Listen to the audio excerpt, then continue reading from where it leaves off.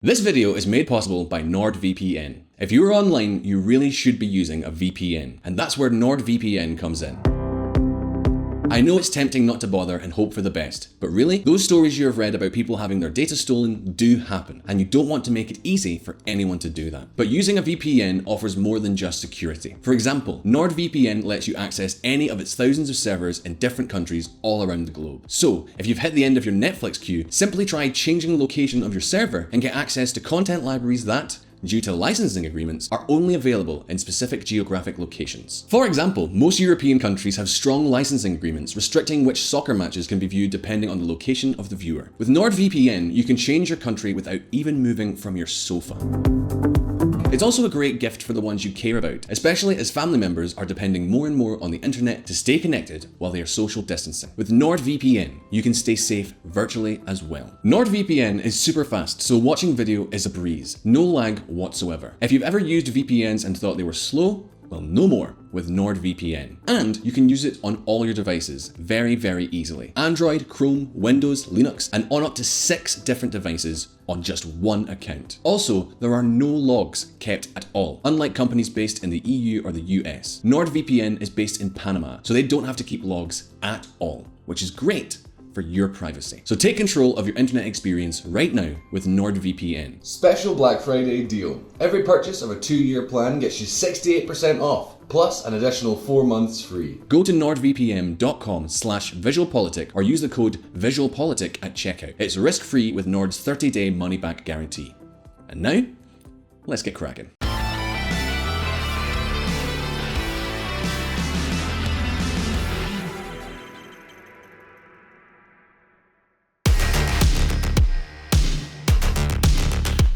From Hong Kong to the Sino-Indian border, throughout the South China Sea and up to the Senkaku Islands in the East China Sea, the Chinese giant has been proving itself to be a strict and insatiable superpower with its neighbours for months, making it clear that from now on, it wants to be the one pulling the strings of power, intrigue, and politics in this region of the world. In order to do so, it has not hesitated to antagonise practically all of its neighbours. During the last 2 years alone, China has had clashes with Malaysia, the Philippines, Vietnam, South Korea, Brunei, Japan, and Hong Kong. And all of this without counting the coronavirus, the trade war with the United States, or the diplomatic clash with Australia. And of course, Taiwan has been no exception. The relationship between the People's Republic of China and Taiwan is also going through one of its most tense periods in recent decades. During the last few months, we have seen economic threats, large-scale military maneuvers, an active campaign of political pressure to exclude Taiwan from international institutions, and also a recurrent violation of Taiwanese airspace and waters by the People's Liberation Army, which is the formal name of the armed forces of the People's Republic of China. And all of this has brought some key questions to the table. How can Taiwan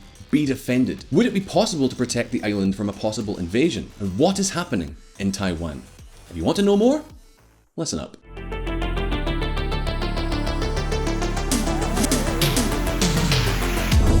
The threat of the Red Dragon.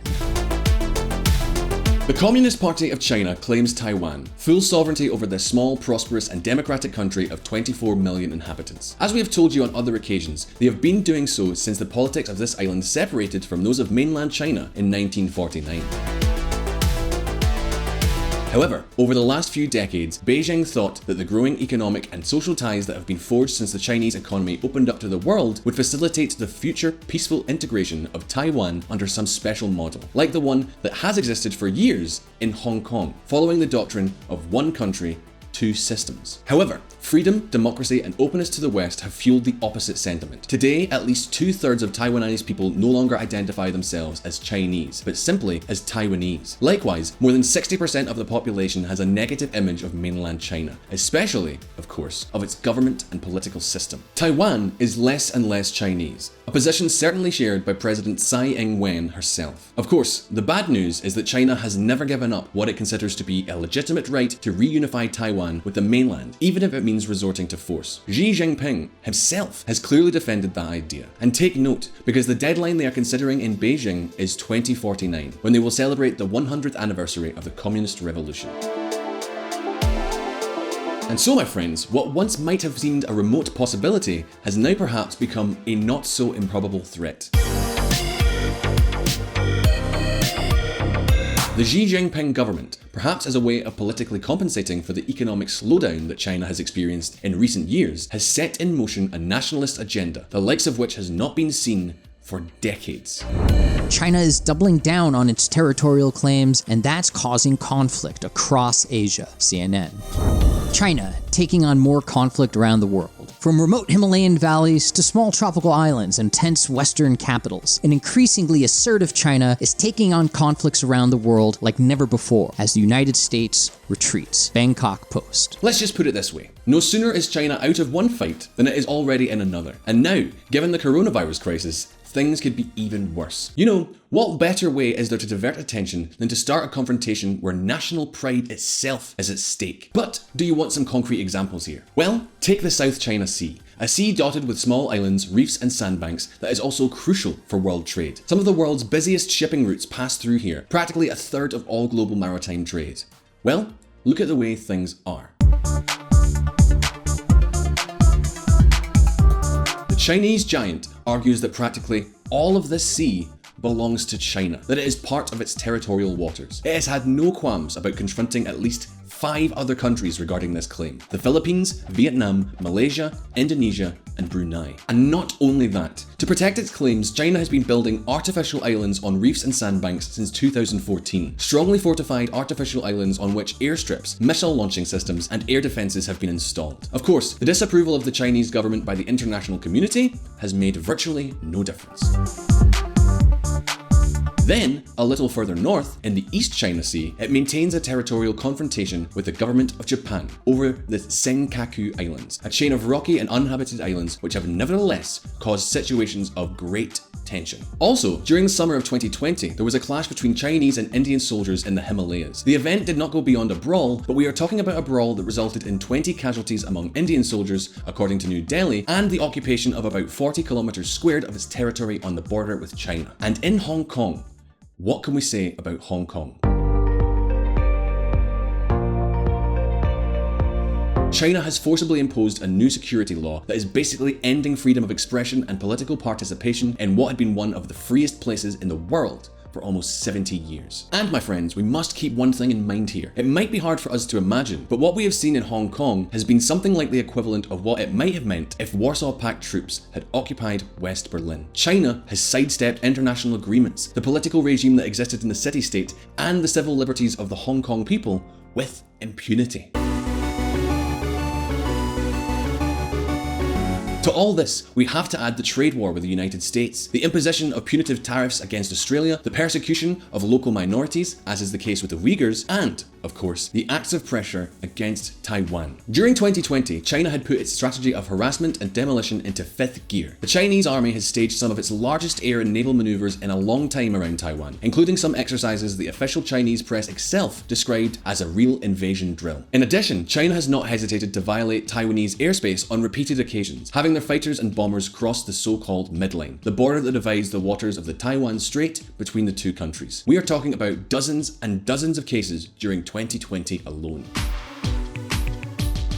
You see, my friends, for almost 60 years, the Chinese threat to Taiwan seemed more bravado than a real possibility. Why? Because although the Taiwanese army was much smaller, it has traditionally been much better armed. It has far superior technology, better training, and the support of the United States, whose fleet controlled the region. However, in the last 15 years, everything has changed. China is executing a huge program of modernization of its armed forces. To give you an idea, their air force currently has more 4th generation aircraft than all of the planes of the Taiwanese Air Force. It is commissioning aircraft carriers, destroyers, and vessels with amphibious transport capacity. It has developed more than 1,000 short-range ballistic missiles aimed directly at Taiwan, is continuously conducting maneuvers around the island, and even has an IT division, whose mission it is to launch cyber attacks against strategic Taiwanese elements and be prepared to freeze their communications and key infrastructure if necessary. So, for the first time, the idea of a Chinese invasion does not seem so far-fetched. Our concern is whether in times of war our command and control systems can function without hindrance, whether the country could still be under effective command. Wang Tingyu, deputy of the ruling Democratic Progressive Party and the chairman of the Defense Committee. But of course, at this point, many of you are probably thinking, but Grant, The United States remains committed to the defense of Taiwan. And yes, that's true. But the problem is, how far does this commitment go? And is it enough in and of itself? Listen up.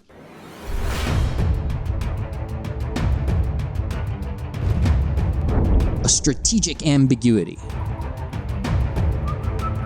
When the United States officially cut off its relations with the Republic of China, and that meant with Taiwan, in order to recognize the People's Republic of China, by the way, we have already covered this mess on VisualPolitik videos that will link for you in the description, the US Congress approved the Taiwan Relations Act, a law which reaffirms that, although the Taiwanese government is not recognized as the legitimate government of mainland China, special commitments are maintained with the island. Commitments such as recognizing any non-peaceful Chinese intervention as a threat, reserving the right to come to Taiwan's defense and make available to them, i.e. sell them, all the weapons they need. Well, the fact is that from that moment on, what came to be known as the policy of strategic ambiguity was set in motion.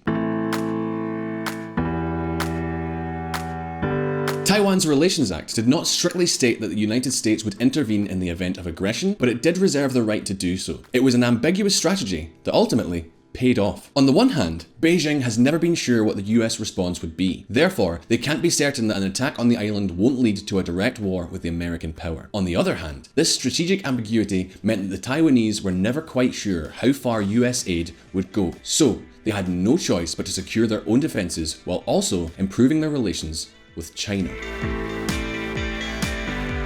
However, my friends, the question we really need to ask ourselves is, how far does the US commitment actually go? Let me explain. If the United States government was never able to commit to the defense of Taiwan when its military superiority was enormous, will it really do so now with a China that has become a superpower? This is not a minor question, especially for the Taiwanese, of course.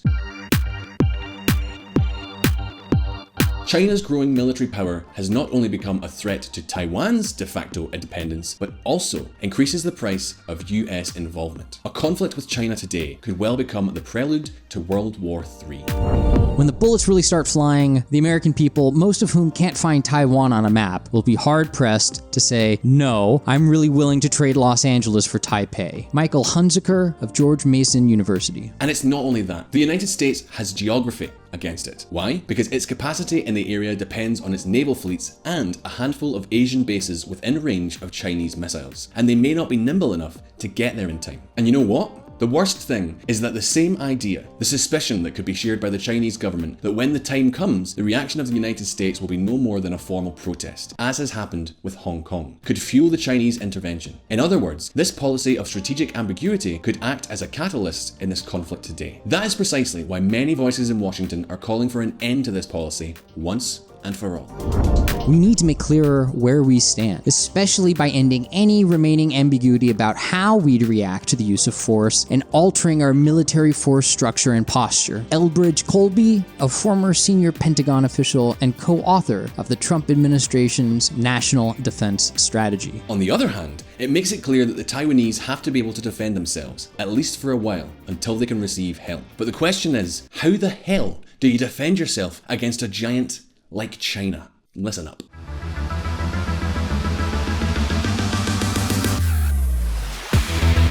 Defending Taiwan.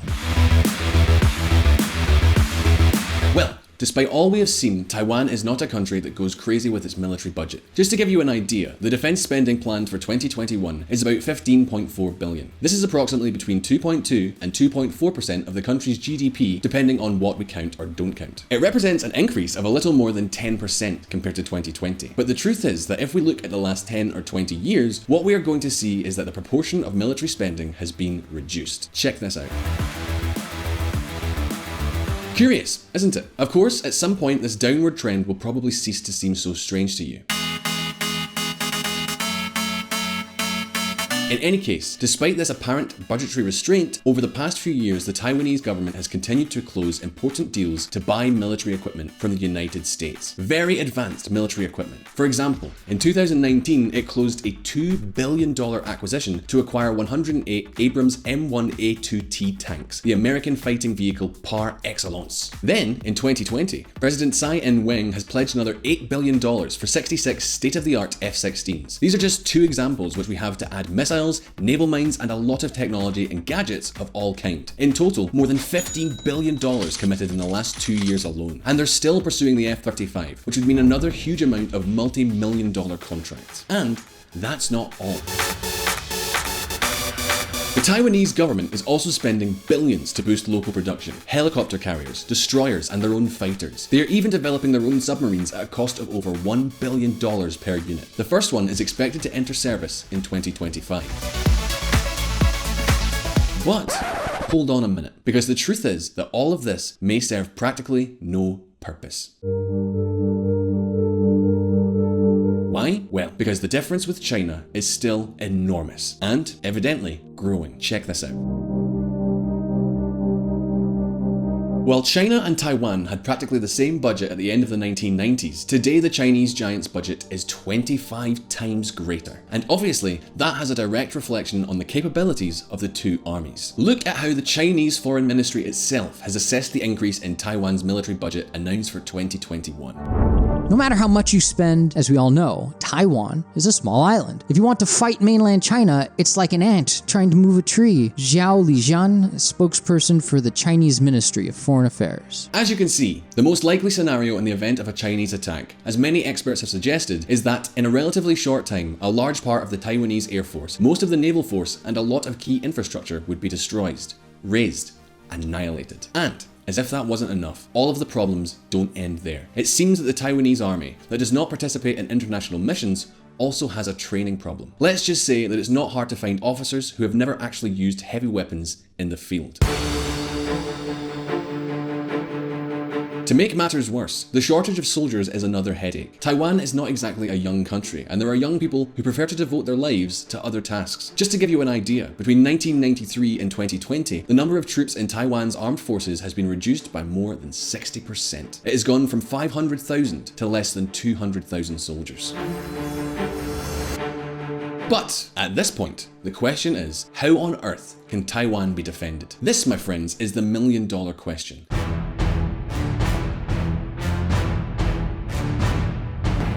In a past video, which I will link for you in the description, we told you what the political and economic strategy was. Well, my friends, from the defense point of view, according to most analysts and the Pentagon's own recommendations, Taiwan could only succeed by completely turning around its military strategy. That is, instead of buying expensive military equipment that would be practically worthless, Taiwan has to focus primarily on making the invasion such a risky mission that the Chinese would consider it impossible. And in order to do that, it has to take advantage of its own unique characteristics. For example, their geography works somewhat in their favour. Taiwan only has 14 beaches that are considered suitable for marine invasion. The rest of the 1,200 kilometres of coastline is protected by reefs, rocks, cliffs, or concrete piers. And friends, in order to invade, China would have to carry out the largest landing in history. So, you can already see it would not be easy at all. In addition, the terrain is mountainous and the flat areas are either urbanized or flooded with rice fields, which makes the terrain complicated for large deployments and very conducive to asymmetric warfare. And my friends, that is the key: asymmetric warfare.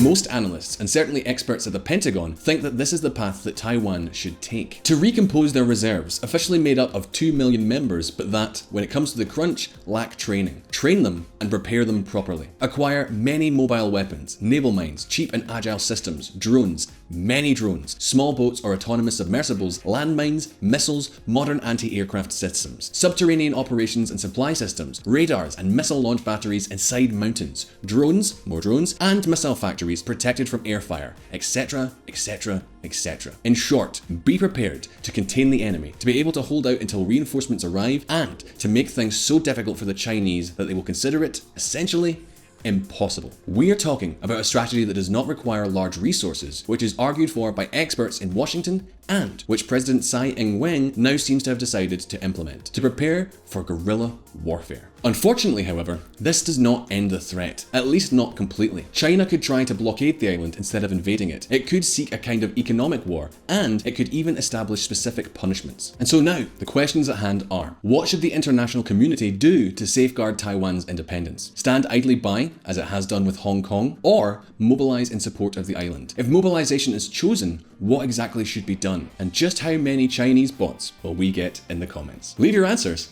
along with the bots, in the comments below. As always, I really hope you enjoyed this video. Please hit like if you did, and don't forget to subscribe for brand new videos. Also, don't forget to check out our friends at the Reconsider Media podcast. They provided the vocals in this episode that were not my dulcet tones. Finally, this channel is possible because of Patreon and our patrons on that platform. Please consider joining them and supporting our mission of providing independent political coverage. And, as always, I'll see you in the next video. If you want to learn more about politics and world affairs and hear some more of my lovely voice, come check out the Reconsider podcast, where we don't do the thinking for you. Find Reconsider at www.reconsidermedia.com or on Apple or Google Play or your favorite podcatcher.